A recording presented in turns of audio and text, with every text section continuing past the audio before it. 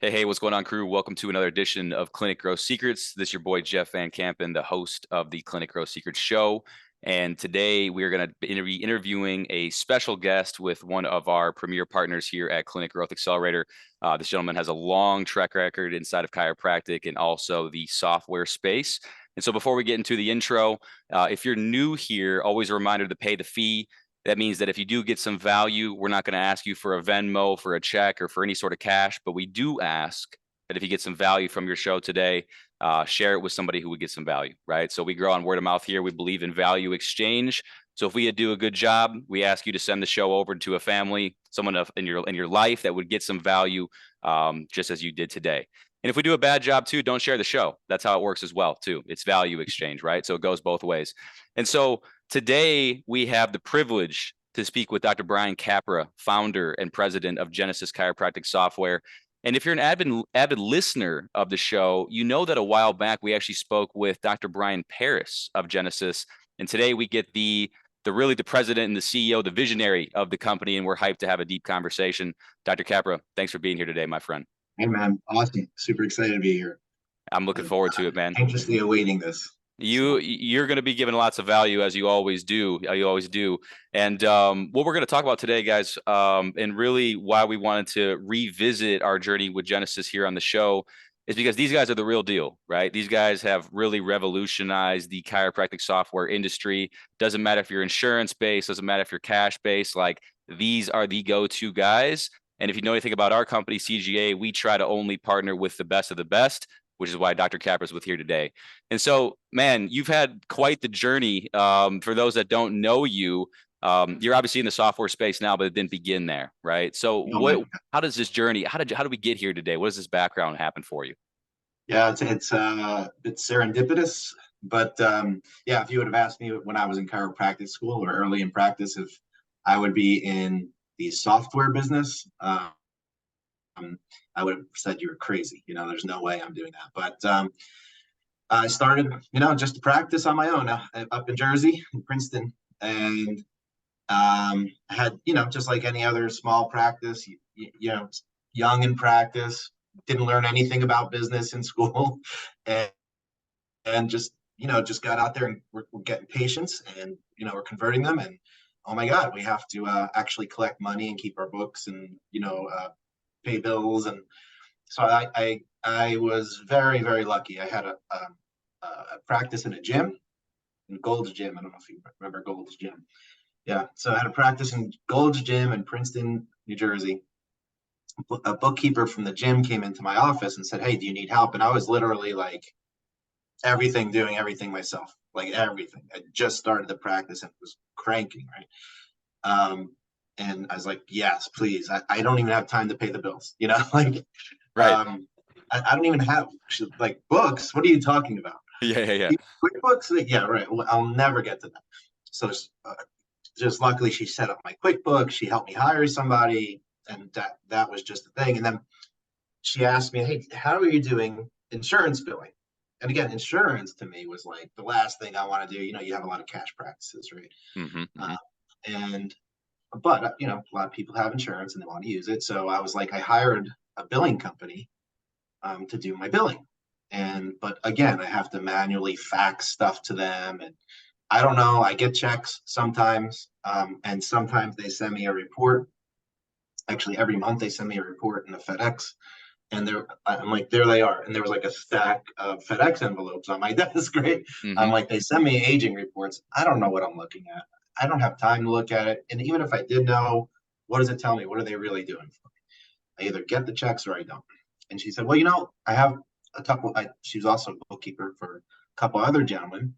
One was is a PhD in artificial intelligence, and was a CIO of one of the major banks on Wall Street. His son was a computer science graduate from Princeton. And just so happens they had a technology company that got hired to build a software for medical billing. And in the middle of that project, a new CEO came into that company and scrapped the project. But they had the software and the process and everything built and had nobody to use it.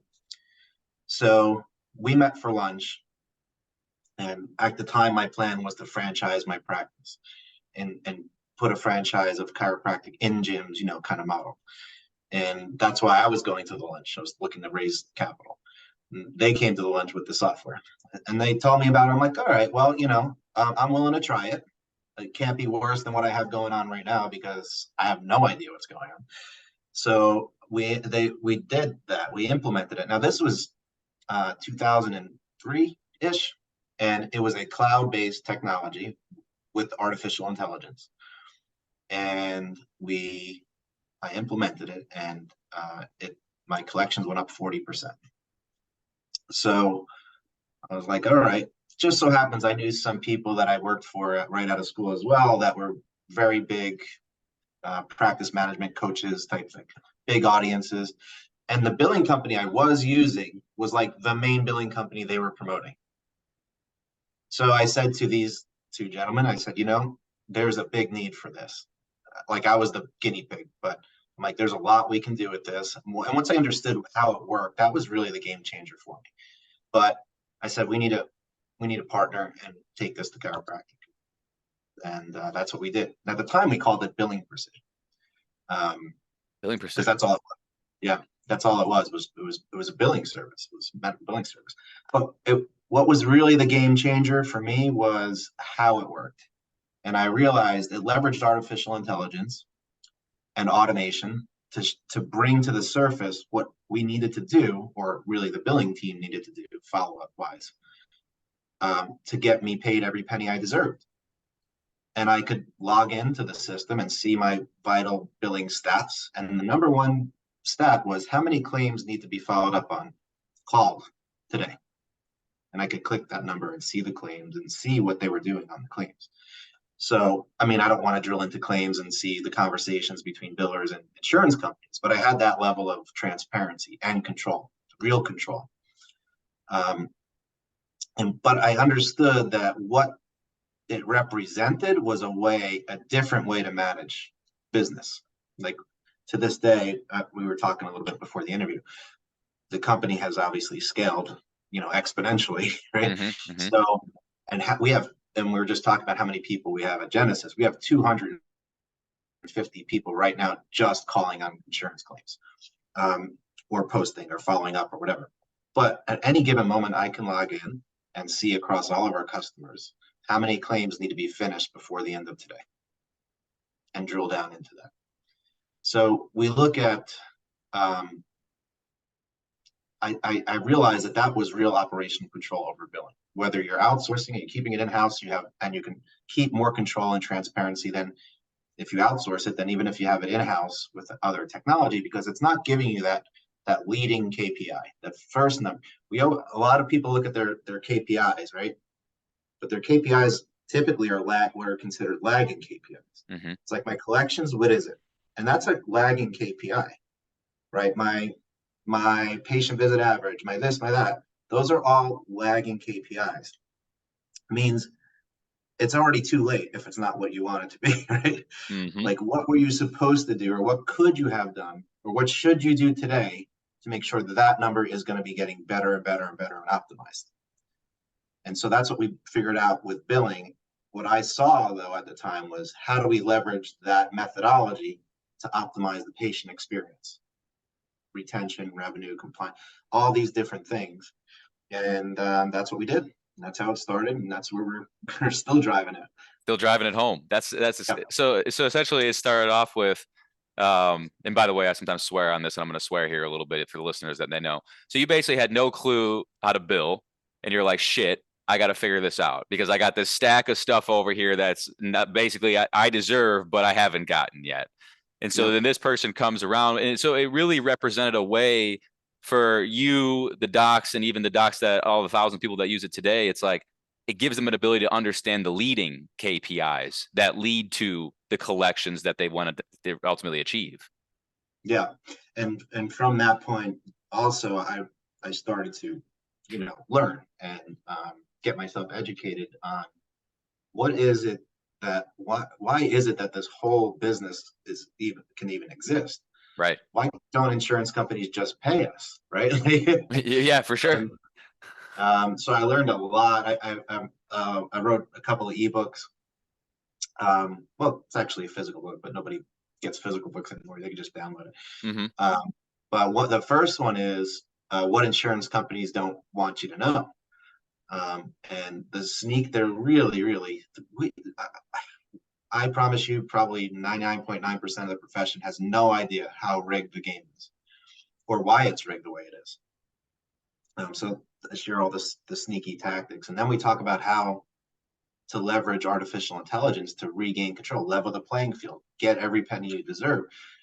So yeah, from that point, going from a student to in business, not knowing what a real business is, Mm-hmm. scalability and all that stuff, to understanding business, to understanding the industry, just on the insurance side first. Obviously, I understood the chiropractic industry, but understanding how real businesses grow and scale and are optimized and measured and all those things is the journey, It And is. so that's where we are today.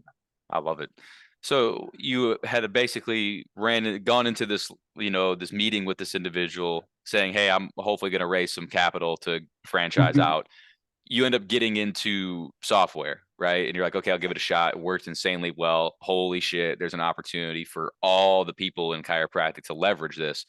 So how quick did you transition? Because at the time you had a practice. So like, did you transition out like immediately? Like, what did that transition look like of going from in practice serving patients to like going Yeah. all in on, precision and then now Genesis? It was less than 2 years.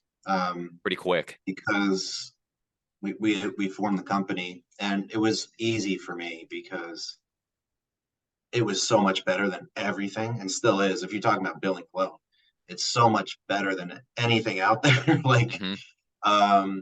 I had so many people I knew. I just called them and say, "Hey, I just want you to look at this." They look at it. They new customer. They look at it. The new customer. We went to sign. I won't mention his name, but one is an owner of one of the big um, coaching companies out there. Mm-hmm. Went to his office, showed him the thing. They're like, they signed on the spot. On the way to the airport, we had 5 phone calls. We couldn't get to the airport. It blew up right away, and it grew so fast. I had to stop practicing because I literally had no time. And I don't regret it. And I've tried because I love practice. I've tried to get back into practice a couple of times, but more, this is now 10 years, but the last time I tried. Yeah. I tried, and every time, one or the other suffers, and it just doesn't work because it takes focus to Mm-hmm. build a business on this scale. It does. It does. Yeah. Well said. Well said. I think a lot of entrepreneurs are always looking for the next shiny thing instead of just doing the boring efforts that build the business. You know what I mean? So very well said. Yeah. So made the quick transition, basically because there was so much that you essentially had so much unknown pent up demand for Yeah. your software that when it was finally in the marketplace, you introduced it to, some colleagues and then that coach, and then it just blew up to the point where you're just like, man, I can't even practice because there's so much opportunity to like really expand impact with this company, right? Yeah. And it sounds like, so it starts off as billing, and it sounds like what I know about it, it sounds like it's really evolved a lot since then, right? To become a lot more than billing. So as you Yes. look at Genesis today, what other outside of billing, what are the other main challenges and opportunities Genesis helps chiropractors and other docs capitalize on? Well, thankfully, we started in the cloud, so we're not one of those that are trying to go into the cloud. Smart. And at the time, the cloud was a thing that people were scared of, right? It's kind of like AI today. It's like very uncertain, and they just, rather than just understanding this is happening, this is not going away. The Right. cloud isn't going away, and AI is not going away. And AI has been around. That's the irony too, is we've been using AI the whole time. Mm-hmm. It's been there the whole time. It's just now it's evolved into so much more powerful technology. AI, it can do so many things now, crazy things, but it's not going away. It's not, you can't stop it now. It's not, you can't stop the internet. It's not going away, right? Right. No So you longer a gotta, fad, you know? Yeah, you might as well just accept it and figure out how you can leverage it. So opportunity wise, so luckily we built it in the cloud. So some of the stuff in Genesis, like the schedule, for example, works great, looks old. So the simple things, we're constantly updating the system. Mm-hmm. So, kind of the skin of the system has been in the process of being redone, but the functionality is also improved, but the principle hasn't changed. The principle of Genesis, just like with that billing, is when I saw that one number, I know exactly how much work needs to be done today, just for my insurance claims. I said to my partners, I said, we need that number for the patient experience. I want one number. One number that shows me if we do this work, we will optimize the revenue, the patient retention, the compliance, if we just do that stuff. So it's the difference is in billing, it's aging reports, right? Assuming you submit your claims and all this stuff.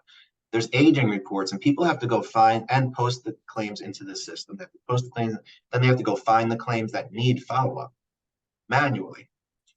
And there's millions of reasons why a claim might need a follow-up. And there's things that's really difficult to do with human eyes. Like sometimes they'll underpay a claim by like a couple of bucks. Mm-hmm. It looks paid, but it's not. So Right. things like that. Okay, I don't want to go too much on the billing. But the analogy is on the patient experience side, not going to all these reports, no shows, patients without future appointments, patients with outstanding balances.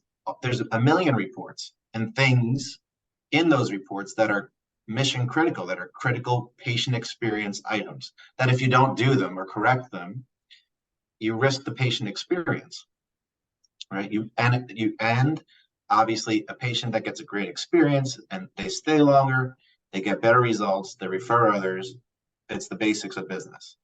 Yep. So the problem is all technology, other technology out on the market does it backwards, just like the billing systems all are doing it backwards. Mm-hmm. And it doesn't work. You get paid, but that doesn't mean you're getting paid everything you should be getting paid. Mm-hmm. On the patient experience side, you have patients, you're seeing patients, you're making money, but that doesn't mean they're staying as long as they should. Doesn't mean they're getting the experience they deserve. The best doesn't mean they're getting your best, because you're doing a lot of wasted work and focus. And business takes focus. The more time you or your staff are spending looking for work, the less time you're doing the work. So So true. Genesis brings the work to you, so you can just knock it out, right? And your staff doesn't have to go to dozens of reports. And let's say the owner, like if you were the owner, you know how much work needs to be done today, and if it's not done, and why it's not done, right? And that's where you can make good business decisions. When you can quantify as a manager, there's 3 rules, right? You quantify the work that has to happen, you delegate the work, and then you measure, you verify that it was completed. That's the 3 rules to business management every single time. And you have your people, and you have your process, and you have your technology in every single business. It never changes, never will change, right?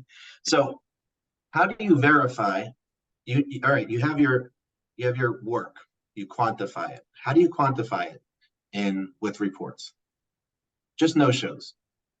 Okay, I see my no shows. How many of them were rescheduled? How many of them, and how many were not rescheduled? It's most important, right? If you run a report on that, you have to go to the report.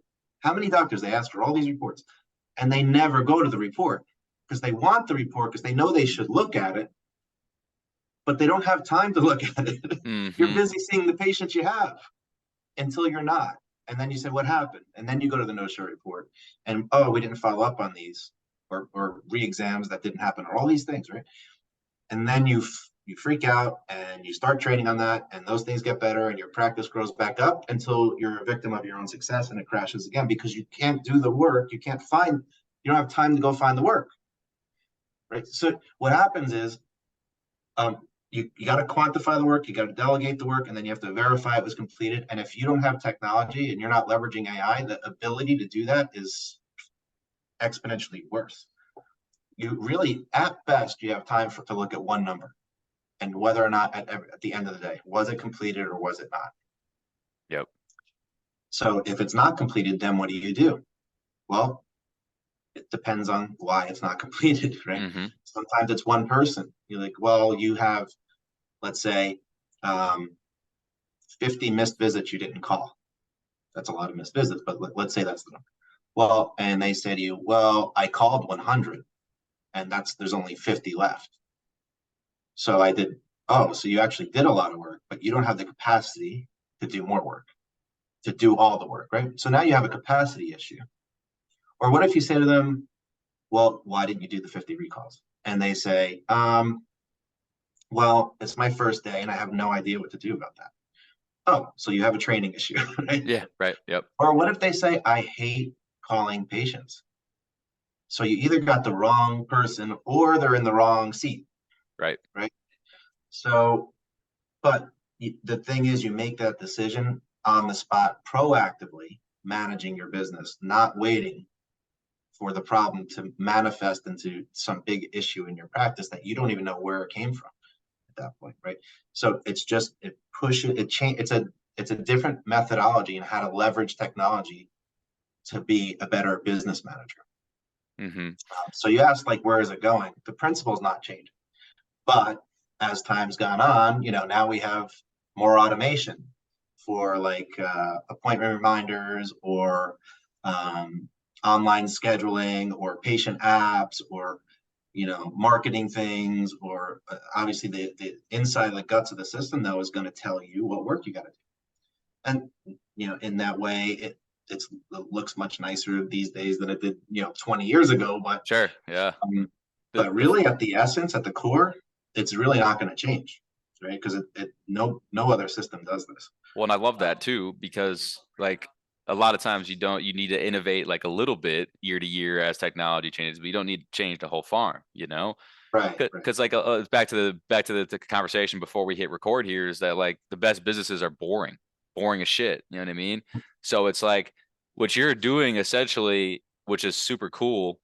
And like kind of how I was summarizing that in my head was Genesis provides radical visibility to the Mhm. practitioner to where Yeah. they can go in on a daily basis, look at their conversion, look at their marketing, look at their delivery in terms of patient response and missed visits, follow-ups, that kind of stuff. And that allows them to what you said. I can look at the report, I can then quantify, I can delegate, and I can hold accountable and make sure it ultimately gets done. But like think about that. If they don't have the Genesis though, like you can't even quantify the shit because you don't even know what you're looking at. You know what I mean? No, because to quantify it, you have to go to 15 reports first. That's it. Let me see all the work that has to happen today. And you've got to go to 15, 20, I don't know how many reports. Then you have to find the work in as soon as you can't, you do not have the time. There's no human that can do it. No way. It's humanly impossible. Let me put it that way, to Yeah. do what you need to do. But what technology does and AI does is it takes all those issues, it's searching all the time, and it doesn't just create a report. Reports are bullshit. They don't work because they're not accountable and they're not Mm-hmm. actionable. Mm-hmm. So even if they are actionable, it doesn't matter. Genesis actually takes a task and puts it on what we call a workbench. And it assigns that or leaves it unassigned. It could assign it to a group of people or a person. So now this is a task is something that doesn't go away until somebody completes it. A task is something, not a to-do. It has an audit trail on every action taken on that task until completion. Who did it, when they did it, what they did. A task brings not only the work item, but it brings everything you need to complete that task in the task. So for example, if you need to call a patient, you don't want a task that tells you to call Mary, then you have to go to 5 other places to find her phone number. It brings the work, the whole patient account with it. So you can see their notes, you can see their schedule, you can see their phone number, and you can do it in the task, and somebody owns the task. And there's a manager that person reports to. So when they say it's finished, the manager can verify it was actually finished. And on one screen, they can see everybody and how many tasks they own and how many there are in total. We call it single point management. There's one number. It's the total number of tasks that need to be finished before the end of the day. It's your leading indicator to your lagging KPIs. Yeah. Yep. This is it. Do the work. At the end of the day, it takes work to get the result. and you got to do the work, or don't, but don't expect great results. Yeah, don't You expect the good lagging indicators to be fun for sure. That's Yeah. that's an interesting thought process. So like Genesis has the ability to say, okay, Cindy is assigned this task. And then when Cindy comes in and says, hey, I'm going to do my task, it can say, okay, I got to follow up with, Jim. Here's his number. Here's his name. Here's his patient file. And then I'm assuming the capability to put in like scripture, like here's what to say when you make the call, like training and that kind of stuff as Yeah, well. you can customize the task workflow to actually include a video if you want, like That's script. sweet. So yeah, so and every practice is different, so you have to be able to customize some of this stuff. Like a no-show, pretty much every practice wants to turn on if I have a no-show. Yep. Assuming they have all the reminders and everything else turned on. Okay, they still didn't show up. Even worse than a no-show. See, a no-show, people just kind of, it's such a simple thing. Mm-hmm. Somebody didn't show up. Oh, okay. You have to call them with a sense of urgency. Because remember, they signed up for chiropractic care. Depending on your philosophy, it's important for their health, right? Yep. So, and they signed up to come to show up for the plan to get their health. And they signed up for that for a reason. And when they don't show up, and not just not show up, they got reminders, all this stuff, and they still don't show up. And they didn't proactively call you to make sure that they rescheduled that visit. People have lives, things happen, whatever. And sometimes they just cannot make it. But when they don't call you, it's a huge red flag. That's a huge attrition risk. It is not a little thing. Right. And if you don't call them with a sense of urgency, you're incongruent with what you sold. So you have to call them like you're worried about them. This is something you signed up for your health. Like, did they miss their chemotherapy appointment and not reschedule it? Right. No, they did. Proactively. No, Did they wait for the chemo center to call them? no shot. No shot. Why are they not calling your office Mm-hmm. when they have to miss a visit for the most important part of their health? So a no-show is not a little thing. It's Right. huge. And from my perspective, anything in your process is it's like a life-threatening potentially, right? Anything that is not done, you're risking not just the retention in your business, you're risking their life. So so you can customize some of this stuff, right? So let's say you have a process where your re-exams are coming up, right? And re-exam is a really important time to check in on where they're at, right? Most important thing is where are they at and their perception of what's happening with their care. So it's super important. So you don't want them to show up on, at least in my practice, I don't want them to show up on the day of their re-exam. Like, hey, you got a re-exam. I'm like, oh, I have a re-exam? What's a re-exam? You want to prepare them for the re-exam, right? Sure. Yeah, definitely. So you want to tell them the visit before potentially, right? Maybe you want to send them a text. Maybe you want to send them an email. Maybe when they check in, you want to stop them at the front desk. I think all of the above. And you want to let them know, hey, you have a re-exam. Here's what you can expect. Here's what you got to do. Or more importantly, maybe even a re-sign, because there's more stuff that has to happen. A re-sign visit. Let's say you had the re-exam, you took x-rays, and now it's time for them to sign up for more care. Well, on that visit or two before, when they had their x-rays taken and whatever, you want to fire off some tasks. Hey, make sure the new care plan is created. Make sure the new recommendations for care are created.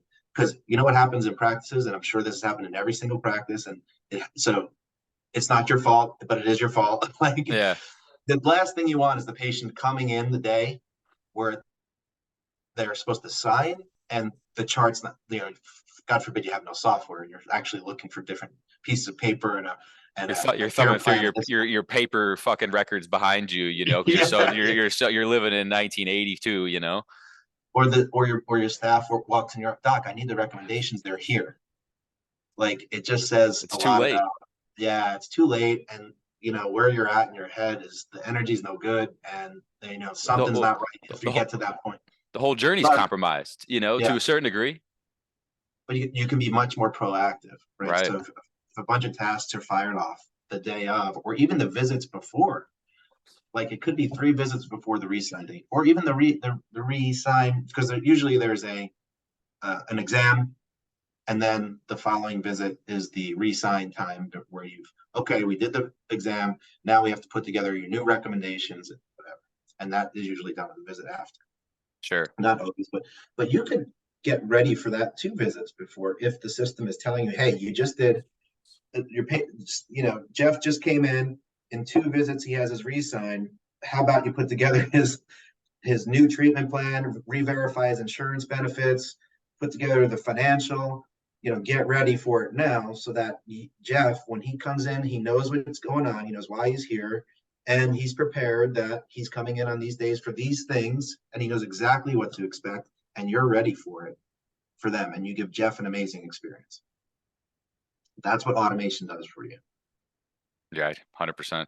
And I think, like, to your point earlier, it's like when you have all the different facets of a business outside of patient care, it's like it's impossible to keep up, especially Yeah. as you scale.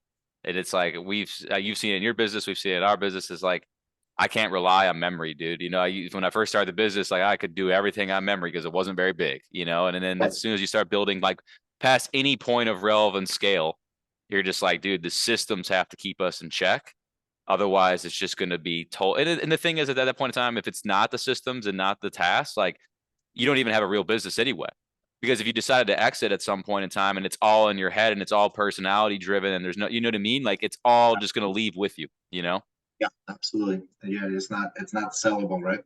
So you made me think of something when you said that. Yeah, for the typical chiropractor, that's a single practitioner and 1 or 2 docs and a nice business. They forget that you're trying to be a business manager and a provider. So you're working in a business that you're working on. And it's a very difficult thing to do, as a business owner, to verify everybody has done all the work that needed to be done in the day, and then you have your own work to do. The analogy I use a lot of times, it's like trying to be a conductor of an orchestra and the violin player.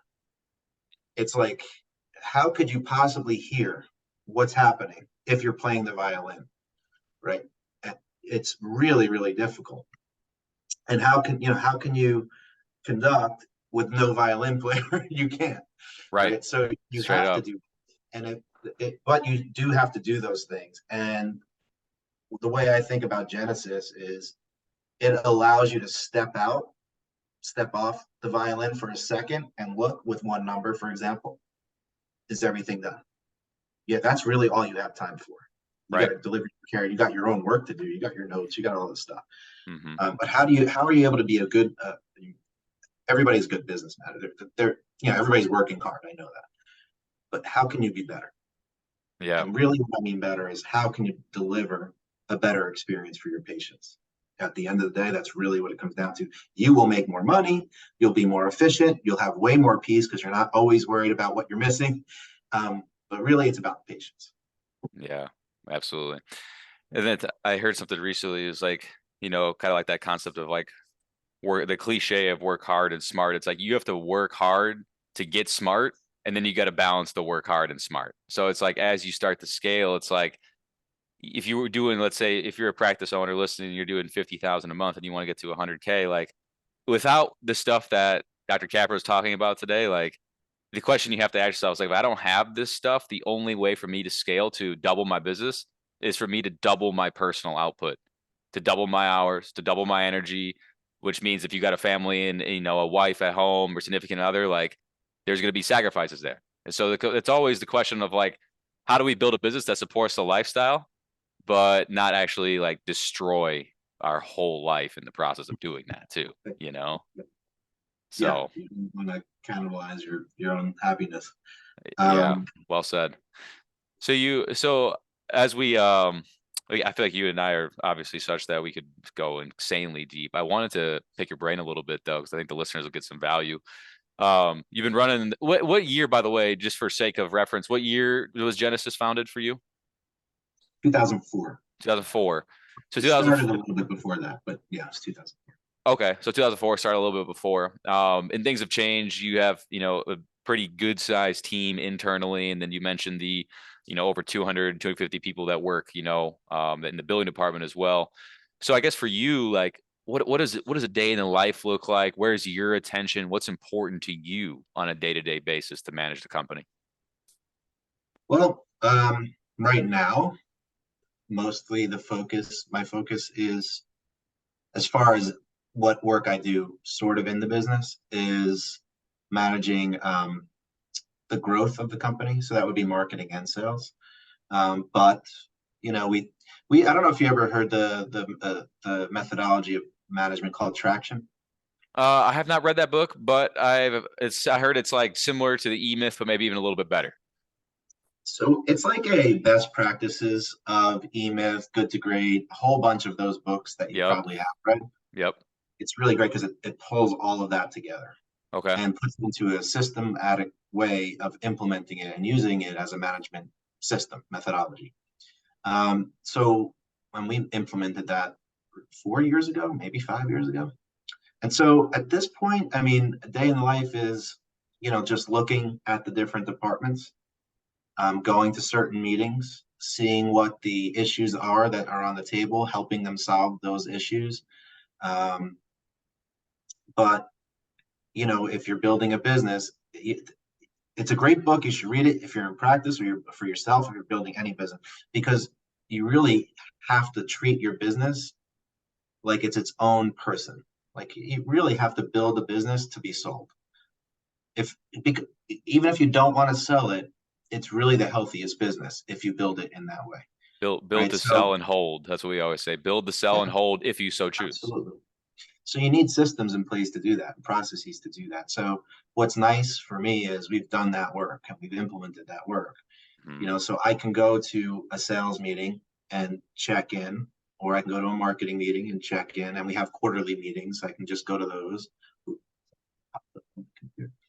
Um, and day to day, I log into Genesis. I get some tasks sent to me from my team. Hey, what do you think of this? Can you help me with that? And I just manage that those ways. But part of those meetings is looking at KPIs, looking at the issues, solving those issues. I don't need to get involved in everything, but I get pulled in sometimes. Yeah. That's pretty much what I'm doing. And then the biggest part of my job at these days is just maintaining. We have some really wonderful relationships. Ours is a newer one, Hmm. uh, but over the years, and you'll see because you're relatively new in the space. But I know you've already created some great relationships. Next weekend, I'll see you at the UAC in Las Vegas. Look forward You'll to it. start to have those relationships. And really, the best part, it's the biggest part of my job and the best part of my job, and it's very fulfilling, is just managing. I say managing those relationships. It's almost the non-job job. It's just, hey, go spend time with people that are on the same path, that are doing big things for the right reasons, and continue to see how you can help each other. Um, that doesn't always mean that you do business, your businesses work together, but sometimes it's just, hey, how can I help you build your business? Just Right. because you're my friend, you know. Yeah. Um, and 100. those relationships are very rewarding, fulfilling, and in some way though they do also help the business. So Absolutely. Yeah. Well said. Well said. I think it's a balance of, like you said, like internal team accountabilities, KPIs, management, but then also like the external team, partners, KPIs, management. How can we help each other? And like you said too, like making sure the everybody on the squad, internally, externally, is same mission, same drive, same principles. yeah, and then there's the other thing is building that team. So that's really, those are my roles: just seeing what's happening, understanding, managing relationships, and building the team. Because as it scales and scales, you start to see different problems, issues come up that you haven't seen before, because they were not big enough at the time, but as you grow, they become bigger problems. And then you So see, true. oh, I didn't, you know. Um, yeah, if you're in business or you're in practice, you know what I mean. The Yeah. problems you have at 50 visits a week, all of a sudden you're at 150 or 200 or 300 or 400. all of a sudden, this one little problem that you had at 50 visits a week, you just didn't feel it. And at 300, it's a massive problem. Like Yeah, so it's true. That's back to like yeah, the power of the platforms though, and power of the automation, because it's like one of our original mentors said is like, hey man, if your business is messy at 10 grand a month, when you get to 100 grand, you're gonna be left with a bigger, messier business. yeah, absolutely. So Yeah. Well, I that guess I didn't think about it this way, but one of the things that Genesis does then there is it's measuring all the problems real time, right? At mhm. any scale. So as you're scaling, you're seeing the issues that are happening and you're putting in place process to fix them before it's a big problem, really, because it's proactive that way. Mhm. So I didn't think about it that way until just now. Yeah, that's for sure. I mean, that's real. Because obviously, like a lot of our consulting relationships, we're mostly like on the acquisition side. And I tell people all the time, the model of the business matters so much because it's like, we had a partner go from he was seeing about 700 a month and he went to about 900 a month, but he only added like 2,000 in top line. So like Mhm. adding 200 visits, but only adding 2K, and he's like, dude, I'm running myself insane. And so it's back to like having the business economics correctly, having the processes correctly. And for a lot Yeah. of people, it's like marketing is always the biggest challenge, but then like once you resolve the marketing, like that's when you have those other problems you were mentioning. That's when you have operational strain, team strain, system Uh, strain, messiness in relationships if it's not accountable. So might as well start with a good system like Genesis from the beginning. yeah, absolutely. So that's excellent, Couldn't man. agree more. I love it. As we kind of wrap up our discussion today, I always like to ask one final question to all of my high level guests. Um, the question is, if you woke up tomorrow morning Okay. and you lost everything, Yeah. you don't have any money, you don't have a whole lot of like your team is gone, Genesis isn't really a thing, but you have all the exact knowledge that you have right now, just with Hmm. no external resources. What's the 30-day journey look like for you to start to build back some of what you have right now? Well, I'd have to get to work somewhere. That's fact. gotta That's gotta get a job. yep, yep, Thank God I'm a chiropractor. yep. Uh, I'd go and take my table and find a place and start adjusting. That's the number one thing I would do. Um, get back to where I want, assuming I wanted the same business or just any business. Yeah. Let's assume the same business for context. Yeah. Yeah, I would start the way all over again. I would just go get my table and assuming I still had a table. I don't know if in this scenario I actually have a table. We'll say you do. Or I'd find a bench or I'd figure out how to get a chair and just start educating people on chiropractic, start adjusting, start making money, build it up. Make once I had the money, build a practice. Once I had the practice, start socking some money away for development. Start finding developers and start over again. Yeah, we do it. It's not as easy as it's not as easy as it sounds, obviously, but Yeah. uh, We just crammed about what would that math be? Like around years. 2004. Yeah, like almost 20 years into 30 Yeah. days. And that's the beauty of business, man. Like my business partner said something elegant a while back, and I think you'll get some value from this too. The human brain, I don't feel like can actually I don't think it truly understands compound effect. The human brain, Right. It's right? difficult. It's difficult for the brain to understand that. And so when I think about like, your almost 20-year journey in Genesis, right around 20 years, and I haven't been in the game as long as you, but my 5 years or so far in my career here, it's I look at like, there's good days, there's bad days, and there's great days. And so even on the bad days, like you've had a lot of bad days over the years, we've had a lot of bad days, but it's like you're still working on the same house, the same Yeah. building. It's still the same fucking bricklaying. You know what I mean? So Yeah. like even though like I took 3 sales calls a day, one didn't show, one guy was an absolute ass, and the other person like just couldn't get him involved. It feels like a bad day, but it's like okay, during those in the middle of those calls, I built out like an automation system for the sales team that will now work in perpetuity. So it's like, Right. although you had a bad day, you're still working on the same vehicle, right? And so no matter what, it compounds. Yeah. Just keep working. You got to be careful about letting your emotion get tied into or brought in. Like it's happened on our sales team, for example, where we have people that didn't show up. for the meetings. For like in a week, it was like really strange how many there were. Yeah. And all of a sudden, they started, it's like, no, we have nobody's showing up. There's something wrong. Something's broken. Something. We're not going to make any money. It's like, guys, don't get caught up. Sometimes shit happens and it's probably going to be okay. And I bet if we look at the percentages over time, it hasn't been more than it was in the past. It just feels that way today. Like, So true. So like, true. so let it be. Yeah, I get it. It's discouraging. It's this, it's that. But that's life. It's just not going to happen perfect every day. That's But just remember, we have a great product. We have a great system. We have great systems. We have great marketing. We have great everything. We have great reputation. It's going to be fine. There's going to be next week. They'll all show up, and it's going to be weird that everybody showed up this week, right? That's the way it works. It's weird how it balances. It's like in baseball. Derek Jeter went like 0 for 29, 30. I remember back in the day, he had like this long no-hit streak, but he hit 300 that year. Why? Because Derek Jeter hits 300. right. That's it. Yeah, no, for sure. It's like Somehow he went on a tear after that, yeah. and he's wound up hitting 300 again. Yep, that's very well said. We went to school like background of like systems engineering, and we studied a lot of statistical analysis and like looking at like at least a significant amount of data before you make any decisions, because it's like everything Love will averages. yeah, everything was going to regress to the mean, but you got to let it regress. Like that happens in our consulting relationships too. People is like, it's like, oh my god, we got 3 leads yesterday, but we haven't got any today. I'm like, dude, same with me. I don't know what the fuck's going on either. Like, that's just the way it works. You know what I mean? Like, I don't know what to tell you. So Yeah.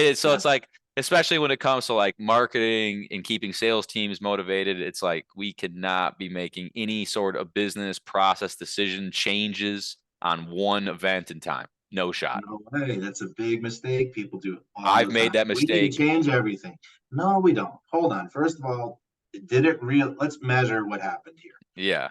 And did it really change over time? Not really, actually. And what if you want to change? What are you going to change to affect that? Well, this. I want to change 10 things. No, you change one thing.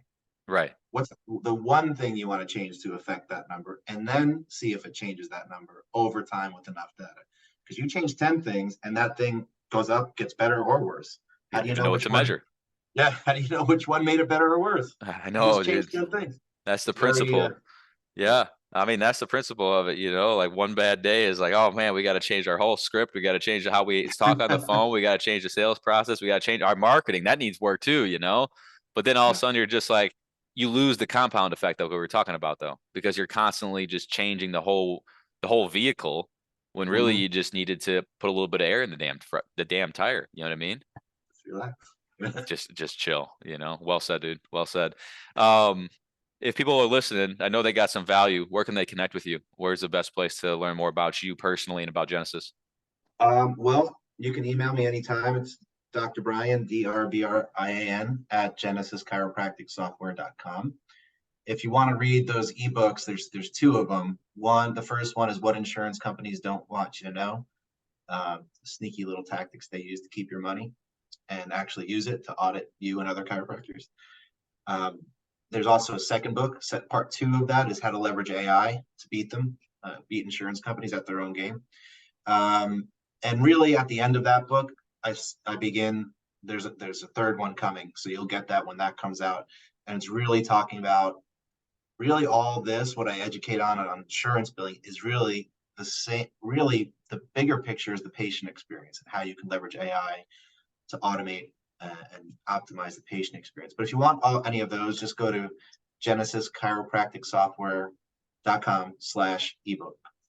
Flash ebook. Um, yeah, Perfect. and you can get those, and of course the website. If you want to schedule a call, there's a million places on the website. You can click the schedule button, and you can pick a date and time that works best for you, and get with one of our consultants. Love that. Love that. Guys listening, if you're on the journey with us today and you want to take advantage of some of those opportunities in terms of the ebook, speaking with Dr. Brian, or maybe even potentially booking a call to see how they might be able to add some value, just take a look at the show notes. We've got Dr. Brian's email, the ebooks linked out, and everything that you need to really get involved with some pretty incredible company led by some fucking awesome leaders. That's all I'll say for today. I appreciate you being here, Dr. Capra. And I'm looking forward to Appreciate you seeing you. having me, man. Yeah, man. Yeah. See you next Anytime. week. Yeah, I'm looking forward to Oh, seeing you next week, man. And we'll keep the journey going. And yeah, guys, if you guys got some value, feel free to follow Dr. Brian and his work as usual. And then if you got some value from the show, hit that share button, share it with some friends and family. And I hope you guys have a wicked rest of the day. Thanks for tuning in. Dr. Brian, thanks for being here, my man. thank you, brother. Yep. See you soon. Cheers.